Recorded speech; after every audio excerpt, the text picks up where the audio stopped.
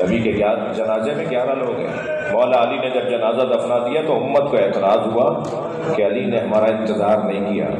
حضرت نے خود ارشاد فرمایا، حضرت نے فرمایا میں کسی کا محتاج نہیں تھا، میں اہل بیت ہوں۔ اہل بیت کی ذمہ داری ہوتی ہے کہ وہ جنازے کو غسل و کفن دے کر جنازے کو دفنائے۔ میں تمہارا منتظر رہتا، یہ میرے لیے ضروری نہیں تھا۔ اس گھر میں دوسرا جنازہ 75 یا 95 دن بعد ہوا، وہ جناب زہرا کا جنازہ ہے۔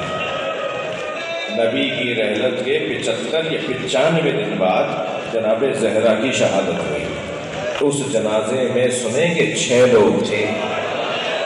بی بی نے فرمایا تھا میرے جنازے میں کوئی شریک نہ ہو، مجھے رات کی تاریکی میں دفنایا جائے۔ امت کو پھر اعتراض ہوا، ہمیں اہل بیت نے اپنے گھر کے جنازے میں نہیں بلایا۔ اس گھر میں تیسرا جنازہ مولا علی کا جنازہ ہوا۔ رونے والوں 2 لوگوں نے جنازہ اٹھایا ہے۔ ہاں، اہل سنت کی روایتوں میں ہے کہ آگے سے جنازہ خود اٹھ رہا تھا، پیچھے سے حسنین اٹھا رہے تھے۔ علی مولا کا جنازہ 2 لوگ اٹھا رہے ہیں۔ امت کو پھر اعتراض ہوا کہ اہل بیت کے گھر میں تیسری میت ہو گئی، ہمیں اہل بیت نے اپنے گھر کے جنازے میں نہیں بلایا۔ اس گھر میں چوتھا جنازہ امام حسن کا جنازہ ہوا۔ سنیں گے امت نے اتنے تیر مارے، بار بار کہہ رہے تھے نا ہمیں جنازے میں نہیں بلاتے، ہمیں جنازہ ہمارے کاندھوں پہ نہیں دیتے۔ امام حسن کے جنازے پہ تیر مارے گئے۔ اب تو سوشل میڈیا نے بڑا آسانی کر دی نا۔ ابھی پچھلے دنوں ایک بہت بڑے مفتی مولانا کا یہ بیان جو میں کہہ رہا ہوں، انہوں نے کہا کہ جب جنازہ لے کے چلے نا تو امام حسن کی وصیت یہ تھی کہ مجھے نانا کے برابر میں دفنانا۔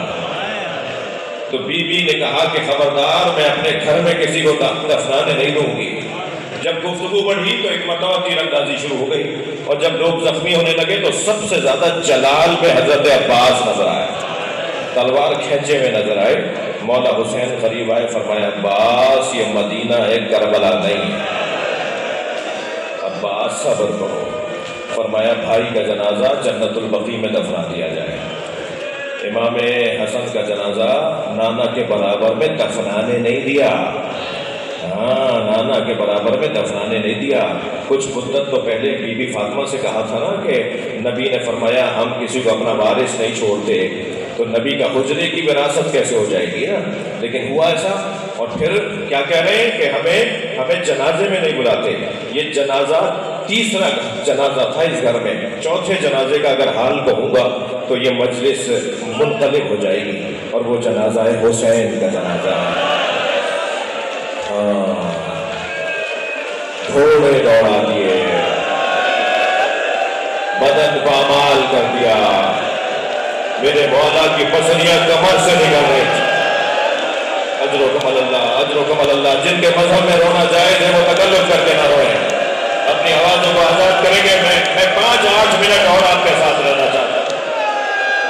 پنجتن کے گھر کا 5واں جنازہ امام حسین کا جنازہ ہے۔ امت نے گھیر کر مارا۔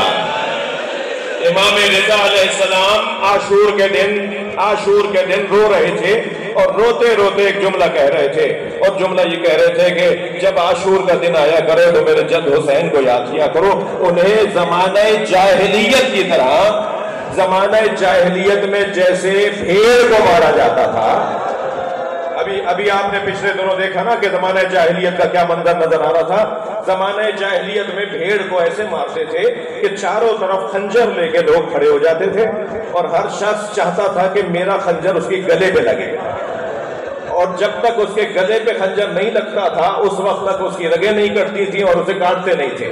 ہر شخص اپنے خنجر کو مارتا تھا کہ کسی طرح میرا خنجر اس کے گلے پہ لگ جائے۔ امام رضا روتے ہوئے فرما رہے ہیں میرے جد حسین کو عاشور کے دن ایسے مار رہے تھے جیسے زمانہ جاہلیت میں بھیڑ کو مارا جاتا تھا، گھیر کر مار رہا، کوئی پتھر مار رہا تھا، کوئی نیزہ مار رہا تھا، کوئی تیر مار رہا تھا، کوئی تلوار مار رہا تھا۔ اس کیفیت میں زہرا کا لال کہ ایک مرتبہ یہ روایت میں 2-3 سال پہلے بھی پڑھ چکا ہوں، میرا دل کہہ رہا ہے کہ میں یہاں دہرا دوں۔ ایک مسافر ہے جو 6 مہینے کے بعد کوفے میں داخل ہوا ہے، سفروں پر تھا، مسافرت میں تھا۔ جب کوفے میں داخل ہوا تو کیا دیکھا کہ سارا شہر بند ہے، کوئی دکان کھلی بھی نہیں ہے، کوئی بازار کھلا ہوا نہیں ہے، چہل پہل کوفے میں نظر نہیں آ رہی۔ گھر میں داخل ہوا، بیٹی نے بڑھ کر استقبال کیا. نام ہے حضرت عبداللہ ابن عفیف ازدی رضی اللہ تعالیٰ عنہ، صحابی رسول بھی ہیں اور انہوں نے چاروں پانچوں دور بھی دیکھے ہیں. وہ کہتے ہیں کہ میں نے اپنی بیٹی سے پوچھا بیٹا یہ کوفے والے کہاں چلے گئے؟ کہا بابا جلدی کیجئے، دوبارہ گھوڑا تیار کیجئے اور آپ گھر سے چلے جائیے. کچھ ہی فاصلے پر ایک بیابان ہے جسے کربلا کہتے ہیں. کربلا میں ایک باغی نے خروج کیا ہے. حاکم وقت کا اعلان ہے کہ اگر اس باغی کو مارنے نہ گئے تو سزا دی جائے گی. بابا مخبر ہی نہ ہو جائے کہ آپ گھر ہی میں تھے اور باغی کو مارنے نہیں گئے. عبداللہ کہتا ہے میں نے کہا بیٹا اس باغی کا نام کیا ہے؟ کہا بابا نام نہیں بتایا جا رہا اور کہہ رہے سب چلو مارنے کے لیے، سارا شہر چلا گیا ہے مارنے کے لیے. بابا آپ بھی چلے جائیے. عبداللہ کہتا ہے میں نے دوبارہ گھوڑا تیار کیا. جب گھوڑے پر بیٹھنے لگا بیٹی نے رخصت کیا تو رخصت کرتے ہوئے بیٹی نے کہا بابا جنگ پر جا رہے ہیں نا تو جنگوں میں تو مال غنیمت بھی ملتا ہے، اگر مال غنیمت میں یمنی پتھر مل جائے، عقیق یمنی مل جائے تو میرے لیے لے آئیے گا. عبداللہ کہتا ہے میں گھوڑے پر بیٹھا. جب کربلا پہنچا تو عاشور کا دن تھا، عصر کا وقت تھا. عجیب منظر تھا، ایک 56 سالہ بوڑھا زخمی تھا، اجرکم اللہ، جسے ہر شخص مارنا چاہتا تھا. کوئی تلوار مار رہا تھا، کوئی نیزہ مار رہا تھا، کوئی اسے پتھر مار رہا تھا، کوئی گرم ریت مٹھیوں میں بھر بھر کے پھینک رہا تھا. میں نے دیکھا کہ جب اس حالت میں بھی وہ گھوڑا موڑتا تھا تو سامنے والے سپاہی بھاگنے لگتے تھے. ایک سپاہی اس کے سامنے سے بھاگ کر آیا تو میں نے اس سے پوچھا کہ تم اس ایک زخمی سے جو تنہا بھی ہے اکیلا بھی ہے اس کے سب مرد مار دیے، تم اس ایک آدمی سے ڈرتے کیوں ہو؟ تو وہ بھاگتا ہوا کہنے لگا اس ایک آدمی کے ایک بھائی کا نام عباس تھا. یہ اکیلے بھی ہوتے ہیں تو لشکر ہوتے ہیں. اس کا ایک جلال ہے، جب یہ دیکھتا ہے تو اتنے دیکھنے سے مار دیتا ہے.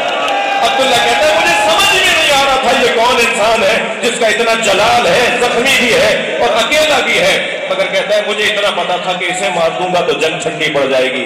میں نے اپنا گھوڑا اس کے گھوڑے کے پیچھے لگایا اور جب قریب آ گیا تو میں نے ارادہ کیا کہ تلوار نکال کے حملہ کروں.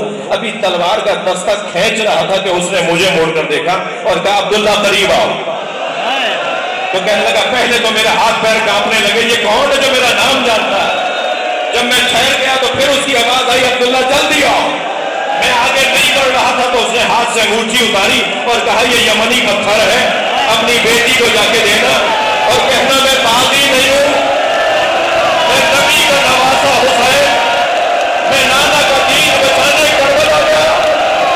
عبداللہ کہتا مولا اجرکم اللہ، اجرکم اللہ.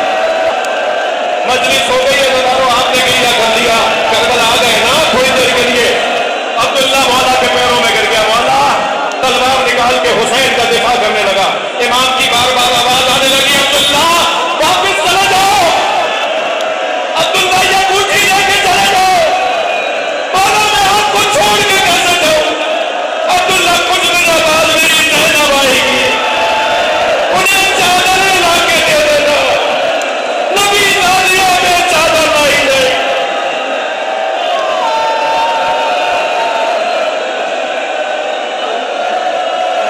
اللہ لعنت اللہ علی قوم الظالمین.